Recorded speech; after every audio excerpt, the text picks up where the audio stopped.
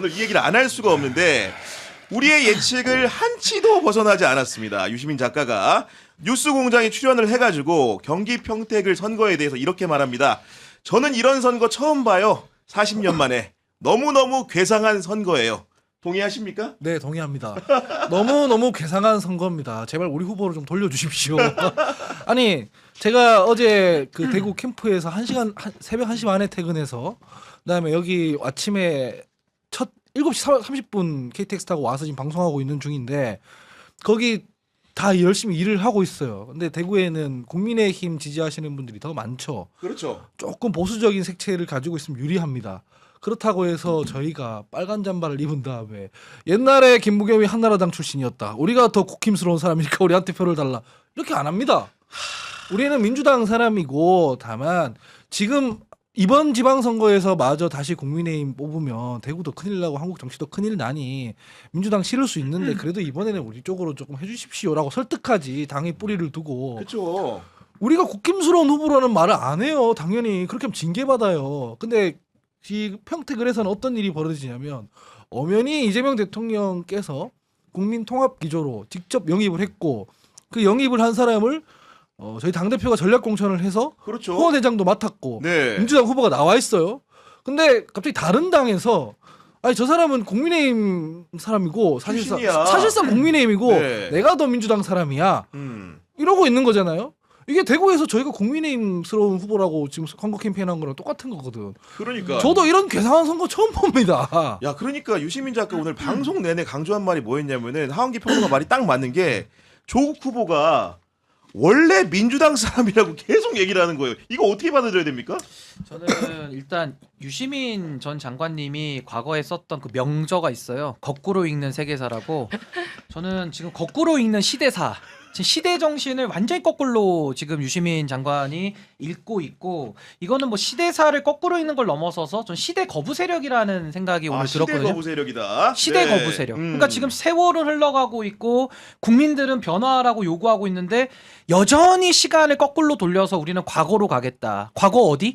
윤석열 정권 내지는 그 더 전 문재인 정권까지 소급해서 본인들은 열심히 역방향으로 좀 달려가고 있는 거예요. 저는 뭐 KTX 할 때 제가 멀미를 많이 해가지고 역방향으로 가급적이면 저는 순방향을 타거든요. 진짜 필요할 때 아니고서는 네. 역방향 타면은 저는 어지럽고 약간 그 좀 속이 안 좋거든요. 그러니까 시대를 거꾸로 돌리니까 지금 이 장면을 바라보는 국민들은 너무 고통스럽습니다.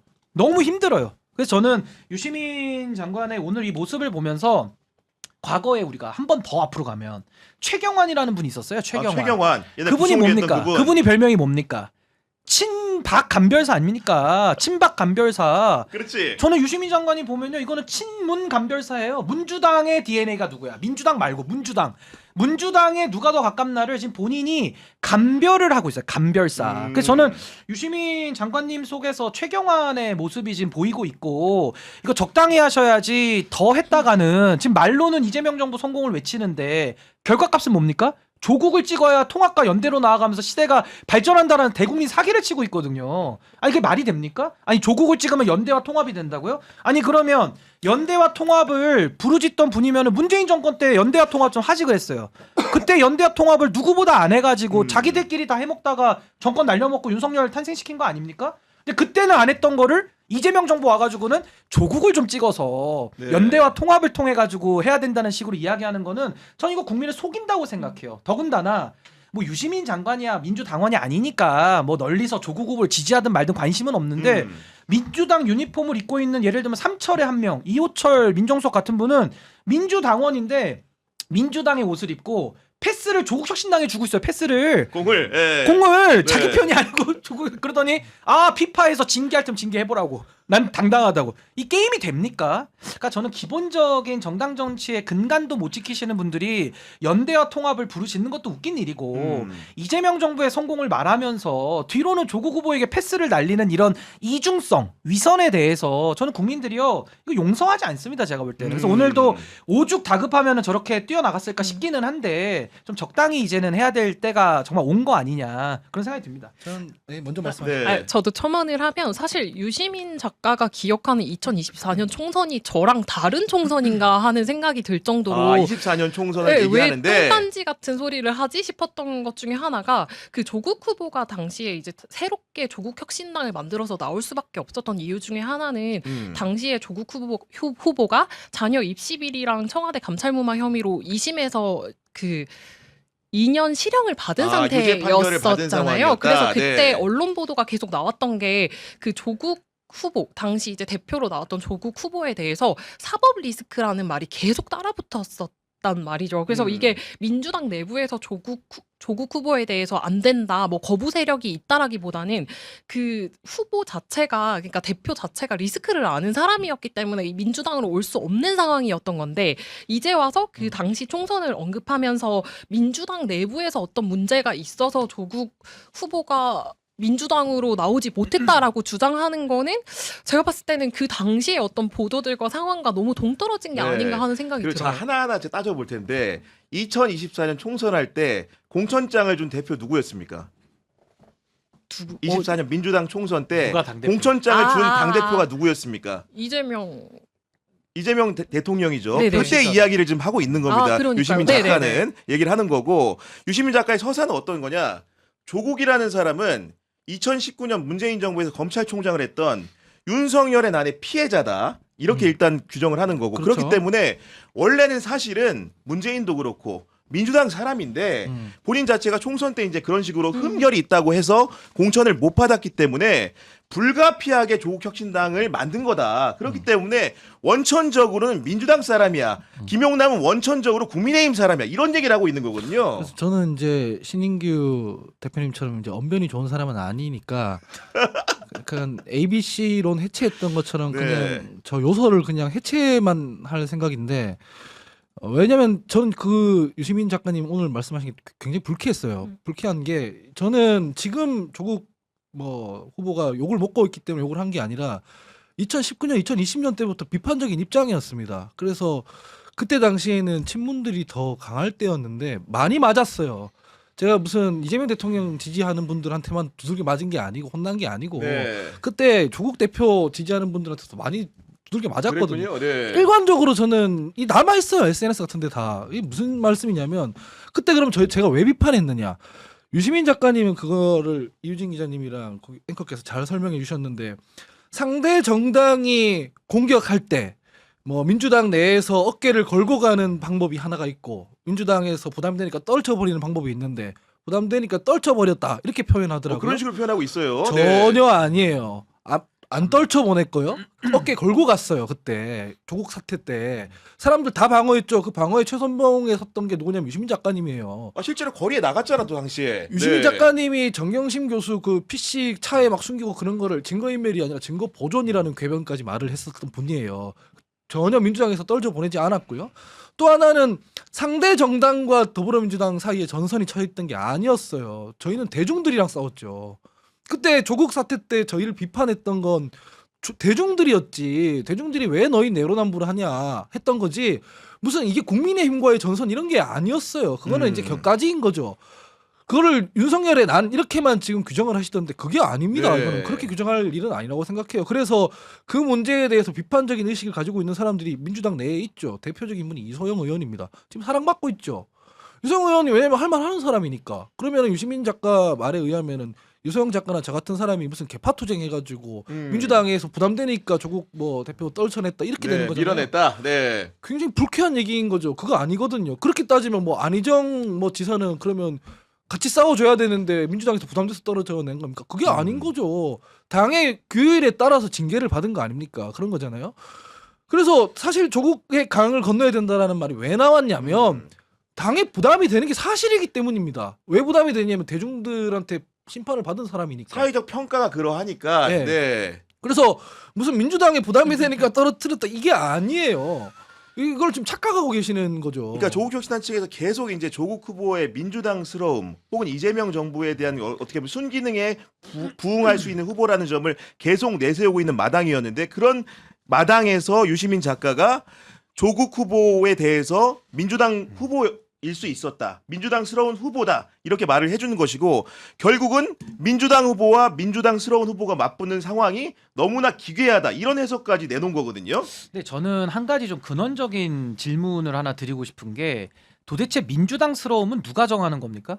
그 민주당이 정하는 거 아니에요? 근데 그렇지. 민주당 아닌 네. 사람들이 지금 다 민주당스러움을 평가해가지고 감별사 노릇을 하고 있으니까 좀 이 부분은 마치 옆집에서 지금 우리 집 숟가락 개수 가지고서 타박하는 거랑 좀 되게 비슷해서 저는 좀 이 상황 자체가 좀 말이 안 맞는다라는 생각이 들고요. 그리고 무엇보다도 사실은 이재명 대통령을 배출한 정당이라서 집권 여당이잖아요. 그러면 대통령자에서는 집권 여당은 행정부를 서포트하는 기능을 1순위로 해야 되는 거예요. 그렇게 해서 정권 재창출하는 게 민주당 아닙니까? 그럼 민주당이 진보에 오고 있는 거죠. 그러니까 보수 확장까지 전진해 오고 있는 건데 그 과정 속에서 본인들은 전진하기 싫으니까 계속 그냥 가만히 앉아 있으면서 앞으로 나아가고 있는 그 시대 정신과 민주당의 발전과 진화, 진보를 손가락질만 계속하고 있는 거예요. 그러면서 이재명 정부 성공은 무슨 노랫말 후렴가사처럼 외칩니다. 그러니까 이런 약간의 그 괴리와 모순을 갖다가 이제는 스스로 극복하지 못하고 저는 오늘 유시민 전 장관이 그냥 자멸해버렸다고 보거든요. 자멸했다. 자멸한 거죠. 그래서 저는 이것만 말씀드려보면 문재인의 민주당 그게 이제 조국 후보로 상징이 됩니다. 이재명의 민주당 제가 단적으로 얘기해 볼게요. 조국 후보가 레프트 자완투수론 얘기하지 않았습니까? 사회적 선진국 사회권 선진국 하신다면서요. 그럼 진보당하고 정책 논의를 하시고 그쪽의 사이드에 가서 정치를 올바르게 해야죠. 과거에 정의당이 못다 이런 꿈을 이루는 게 맞겠죠. 본인의 말에 의하면. 근데 이재명 대통령 뭐라 그랬습니까? 이분이 뭐 한입 갖고 두 말 하십니까? 그냥 보수 확장하겠다. 그러서 보수 확장하고 있는 흐름이에요 지금. 뭐가 잘못됐습니까? 근데 조국혁신당은 자기들 말 안 듣는다고 이재명 대통령 지금 타박하고 있는 건 똑같은 거예요. 그러면서 민주당스러움을 문주당스러움으로 지금 치환을 하고 있다라는 게 문제고 여기서 또 하나는 이재명 대통령 보수 확장하는데 본인들은 진영 결집 정책을 쓰잖아요. 계속 집토끼만 그 압축시키는 모여라, 전략을 모여라. 쓰고 네. 있기 때문에 동지라는 건 뜻이 같아야 같이 가는 겁니다. 그럼 지금 이재명 대통령이 뜻을 꺾는 게 맞습니까? 문재인 대통령 추종 세력이 뜻을 꺾는 게 맞습니까? 아니 본인들은 심판받아가지고 윤석열한테 정권을 내주고 이재명 대통령 중심으로 정권을 다 찾아온 거 아니에요. 거기다가 지금도 국민들이 이재명 정부를 응원하고 있잖아요. 그럼 민주당이 어떤 방향으로 가야 됩니까? 요게 지금 논란의 핵심이에요. 제가 볼 때는. 근데 바깥에서 볼 때는 이제 그렇게 보이는데 이제 내부에서 그렇게 얘기하면 너무 갈라치는 거고 이게 뭐냐면은 민주당스러움으로 해석하면 안 되는 게 저게 이제 유시민 작가께서 말씀하시는 게 사람을 속이는 행위거든요. 뭐 왜 그러냐면 조국 사태의 본질은 조국이라는 사람이 민주당스럽지 않은 행위를 했기 때문에 그렇게 된 거예요. 조국 그 후보가 조국 사태 이전까지는 민주당 지지층에게 사랑받았을 때가 있었죠. 아주 폭넓게. 네. 그때 뭐라고 했냐면은 뭐 왜 가재 붕어 개구리가 용이 돼야 되냐? 가재 붕어 개구리로도 뭐 행복하게 살아야 된다. 이랬잖아요. 근데 그런 말에 대해서 사람들이 울림이 있을 때가 있었어요. 근데 말은 그렇게 하고 뒤에서 자기가 문서 위조해가지고 자기 딸은 뭐 의대 보내려고 하고 이렇게 된 게 드러나니 위선이네 저 사람은 내로남불이네. 말만 저렇게 하고 뭐 자기는 어쨌든 특권 다 누리려고 하는 사람이네. 반치까지 쓰네. 이렇게 되는 거거든요. 20대 지지율 0% 1%에 빛나는 이유는 그거예요. 이게 20대 남성 지지율 0%다 뭐 이렇게 표현하던데 아닙니다. 그냥 20대 지지율이 0%예요. 세대별로는. 네. 그냥 공통적으로 다 그에 대한 비판 의식이 있어요. 저희 민주당이 서민과 중산층의 정당 뭐 이런 얘기를 하고 실제로 그게 지지 기반이었는데 그걸 해체해 버렸잖아요. 그래서 민주당스럽지 않은 행위를 했기 때문에 거기서 우리가 그때 심판을 받은 거거든. 근데 유시민 작가가 이제 와서 그 사람이 민주당스러운 사람이라고 해버리면 2019년도부터 2022년까지 있었던 이재명 대통령이 2022년 대선에서도 계속 조국 사태 사과했습니다. 조국의 강을 건넌다 사과했습니다. 뭐 한 건데 그러면 우리는 그게 우리가 잘못했다는 걸 인식을 하고 출발을 해야 되는 거지. 이거를 이제 와서 김용남 후보는 뭐 원래 소속된 정당이 국민의힘이고 조국 뭐 후보 같은 경우에는 옛날부터 민주당이랑 같이 해왔고 소속 정당 출신 이런 걸로 따지기 시작하면 그러니까요. 많은 네. 것들이 꼬이기 시작한다는 얘기죠. 아니, 그리고 맞습니다. 저는 이 말씀을 드리고 싶은 게 오래 정치를 어느 진영에서 해왔다는 게 중요한 게 아니에요. 무슨 뭐 정치를 구력으로 하는 게 아니라 오늘 내가 어떤 정신머리를 가지고 어떤 정치적 행동을 하느냐 오늘이 중요한 거고 그래야 내일이 바뀌는 거 아닙니까? 근데 이분들은 오늘을 살지 못해요. 과거만 살고 과거만 회상하고 김용남 후보도 그 과거에 2013년도 4년도 뭐 해서 이런 식인 거예요. 그러니까 저는 그런 검증을 하지 말라는 게 아니라 네. 지금 시대를 자꾸 거꾸로 돌리는 정치 세력들이 나오고 있잖아요. 그리고 전 이분들이 또 하나 문제가 뭐냐면 정정당당하게 정치를 해야죠. 그럼 조국혁신당 조국 후보 전 지지할 수 있다고 봐요. 그거 좋아하는데 누가 뭐라 합니까? 근데 문제는 뭐냐면 저는 뭐라고 합니다. 조국혁신당에 들어가서 내지는 조국혁신당을 지지할 수 있는 여건에서 지지하는 거는 누가 뭐라 안 하는데 이분들 보세요. 문재인 대통령 민주당원입니다. 근데 좋아요를 계속 누르고 의사표시를 해요. 이호철 전 수석 삼철 네. 그분도 민주당원이면서 문재인 대통령 사람인데 뭐 넓게 뭐 친노고 근데 이분들이 지금 와가지고 조국 지지하면서 민주당한테 나를 징계하라고 막 이런 소리를 하고 다녀요. 이거 현존하는 현실 아닙니까? 절로 한숨이 그러면서 나옵니다. 유시민 네. 장관님도 그냥 조국을 지지하면 돼요. 드라이하고 깔끔하게 하면 되는데 이재명 정부의 성공을 원하니까 이재명 정부는 유시민이 규정하는 민주당스러움으로 가야 된다라고 얘기를 하면서 거기에 어긋나는 사람을 본인이 감별을 하면서 네. 사실상 그 대중들로 하여금 좌표 찍는 거거든요. 그렇게 해서 공격을 하면서 자신의 권위를 유지하는 방식인데 전 이렇게 해서는 안 된다. 좀 정직하셨으면 좋겠다는 거고 저는 오늘도 뭐 통합과 그걸 이야기하면서 민주당스러운 이야기 하는데 저는 그럼 조국혁신당을 찍었을 때 이게 민주당 성공에 도움이 되느냐? 제가 그냥 과거 있는 것만 얘기할게요. 딴 거 얘기 안 하고. 조국 사면해가지고 대통령 지지율 10% 빠졌거든요. 그거 도움 됐습니까? 합당과 관련해가지고 그 난리를 쳤잖아요. 그거 도움 네. 됐습니까? 그리고 검찰개혁 관련해가지고 대통령께서 나서가지고 정리를 할 정도로 조국혁신당이 가장 선명 야당 역할을 했는데 그게 도움이 됐습니까? 저는 이 세 가지에 대해서 답을 해보시면 어떻게 조국을 찍는 게 통합과 연대고 발전이라고 어떻게 설명을 할 수 있어요. 이건 아까 말씀하신 대로 증거인멸을 증거 보존이라고 지금도 혼자 우기고 있는 거예요. 제가 볼 때는. 그러니까 저는 유시민 선생님은 낚시하시고 자꾸 평론 본인이 안 한다고 했는데 평론을 하면서 나와가지고 이상한 소리를 하니까 비판을 2배, 3배, 10배 받는 거거든요. 그러니까 본인 말을 지키세요. 아니면 그냥 앞으로 평론도 열심히 할 거고 아니면 조국혁신당 들어가서 선대위원장을 하세요 차라리. 왜 이렇게 흥분하고 그래요? 아니 근데 하 소장님 그러니까 하는 거지 지금. 흥분을 안 할 수가 자연스러운 없는 게 현상입니다. 아니 지금. 저는 그거예요. 네. 유시민 장관님이 제가 싫어서 흥분하는 게 아니라 미워서가 아니라 전 좀 싫은데. 아니 그게 아니라 그 위선과 거짓으로 국민을 속이니까 거기에 대한 분노가 있는 겁니다. 이거 언제까지 그래야 됩니까? 그래서 저는 유시민 선생님이 저를 많이 미워하진 않으셨으면 좋겠는 게 미워할 것 저는 같은데. 과거의 유시민처럼 DJ 하야해라 이런 말은 안 했어요. 제가 지금 유시민 선생님 하야해라 이런 얘기 안 하잖아요. 낚시하라고 했지, 본인의 지금. 말을 지키라고 자신의 말을. 낚시하라. 자기 말을 지키라는 거예요. 그 통합과 연대라는 표현 자체가 궤변이에요. 왜냐하면 통합과 연대를 해치고 있는 게 조국 후보거든요. 통합과 연대를 하려고 했으면 평택을에 출마하시면 안 되죠. 왜냐하면 거기 이미 김재현 대표께서 열심히 하고 먼저 있는 출마 지역이었고 선언을 했죠. 네. 뭐 본인이 험지 중에 험지다 이러면서 지금 출마를 함으로써 험지로 만들어 버렸잖아요, 실제로. 그러니까 통합할 수 없는 여건의 환경을 본인이 만들어 놓고 본인 앞으로 지금 다 줄 서라고 하는 게 어떻게 통합입니까? 그게 아니죠. 실제로 통합을 하려면은 진보당의 입장, 더불어민주당의 상황 이런 것들을 고려해서 통합이 되는 방향으로 연합을 촉진할 수 있는 방향으로 본인이 정했어야 되는 건데 그러니까요. 네. 출마지를 정하는 과정 그리고 출마한 이후에 캠페인을 전개하는 방식 통합을 해치는 방식으로 다 하고 있는데 유시민 작가께서 나와서 통합하려면은 통합과 연대를 안 하고 있는 사람한테 통합과 연대를 우리한테 주문하면 안 되죠. 우리가 두들겨 맞는 입장인데 우리가 처음부터 무슨 우리라고 하면은 더불어민주당 패널들입니다. 판결문 들이대면서 뭐 그렇게 했습니까? 안 그랬어요. 네거티브 하니까 방어를 하기 시작하니까 그렇게 된 거거든요.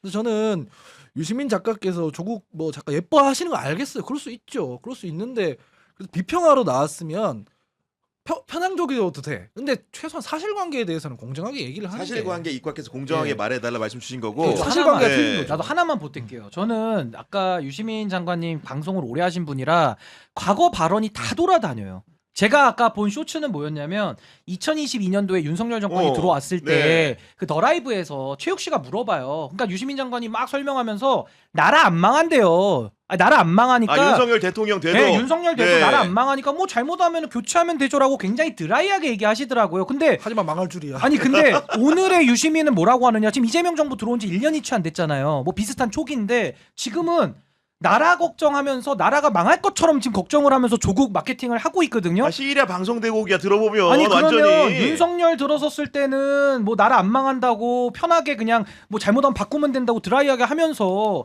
왜 지금 이재명 정부 들어왔을 때는 나라 망할 것처럼 그렇게 방방방 뜁니까? 거기다가 2017년도에 문재인 정권 들어왔을 때 그분들 뭐라고 했는지 우리 다 기억하거든요. 뭐라 그랬죠? 우리 인이 하고 싶은 거 다 해. 문재인 대통령 하고 싶은 거 다 하라 그러면서 본인이 어용지식인 한다 그랬어요. 편 들어준다고. 그러면 지금은 편은 못 들어주더라도 좀 가만히 있는 게 도와주는 거 아닙니까? 이재명 정부 성공을 진짜 그렇습니다. 원한다면? 네. 아니 어용지식인까지 안 바라고 그냥 지식인 되시면 안 돼요. 그냥 가만히 있는 지식인? 낚시하면서 지식인만 되면 안 됩니까? 그러니까 저는 우리 인이 하고 싶은 대로 다 해라고 하면서 오히려 문재인 정권 때는 브레이크를 걸어야 되는 역할을 이분들이 안 하면서 다 해먹고 끝난 거예요. 그랬으면 부끄러운 줄 알고 책임을 지셔야지. 이제 와가지고 이재명 정부 1년 됐고 잘하고 있는데 그걸 사사건건 딴지를 걸면서 민심의 척도가 뭐 딴지 게시판입니까? 그런 식으로 정치를 하면 저는 정말 이재명 정부 성공에 도움 안 되고 그걸 국민들이 이미 알아요. 그러니까 저는 되지도 않는 일이겠지만은 좀 적당히 본인의 그 궤변을 말씀을 하셔야지 지금 하고 있는 말들 여기서 다 잡아내면요. 거의 이거는 뼈도 못 추릴 거예요. 제가 볼 때는 다 잡아내면 시간이 한정돼 있으니까 지금 아니, 그것만 하는 거지. 저희가 워낙 이렇게 열띤 토론을 하고 있다 보니까 많은 분들이 지금 그 댓글을 남겨주고 계신데 소개를 좀 해드리면 도시의 농부님 같은 경우에는 국가를 위해 조국을 선택 민주당 말고 독립적으로 조국을 지지하는 분들도 있습니까? 이런 질문을 주셨고 21님 같은 경우에는 하원기님의 조국에 대한 날카로운 비판에 깊이 공감합니다. 다 팩트입니다. 조국은 그동안 너무나 많은 위선적인 행동으로 국민에게 큰 상처를 줬습니다 해주셨고 지금도 하고 있습니다. 네, 꽁지마님은 신인규 변호사님 하나부터 열까지 맞는 말이다 이렇게 해주셨고요. 레이지 보밍님은 정치 비상구 항상 잘 보고 있습니다. 김용남 후보님 꼭 당선되시길 기원합니다 해주셨고 또 그 외에도 많은 분들이 달아주셨는데 성종선님 같은 경우에는 조국 대표가 검찰의 최대 피해자가 아니라 민주 시민입니다. 따라서 검찰 개혁도 조국이 하는 게 아니라 민주 시민이 하는 겁니다. 그냥 선거 결과에 순응하시기 바랍니다 해주셨고 이선희님은 잊혀지고 싶다도 거짓말, 정치평론 안 한다도 거짓말, 주식 투자하지 말라면서 배우자의 주식 투자, 민주당원인 적 없으면서 민주당스럽다. 진짜 진리입니다라는 의견 주셨습니다. 나양머님은 오늘 팀 좋아요. 국뽕맛도 좋아요. 부상밍아이님 같은 경우에는 신인규, 하원기, 이유진 짱, 구교영 짱, 이재명 정부 파이팅 해주셨고 180님, 수중폭파단님, 토마토 오네어님 세 분 같은 경우에는 유시민님은 민주당 후보랑 경쟁하는 상대 후보를 민주당원들 보고 밀어주라는 겁니까? 이런 의견 주셨고 21도 한라사님은 조국 당선을 외칠 거면 조국의 공약과 능력을 알려주세요 하시면서 김용남 대 조국의 공약을 비교하던가요. 그놈의 순혈주의 그만 좀 해주시기 바랍니다. 이렇게 질타를 해주셨는데 다 맞는 말씀이네요. 진짜 네, 하나같이. 정말 하나같이 우리 시청자 이렇게 현명한 분들이 많은 건데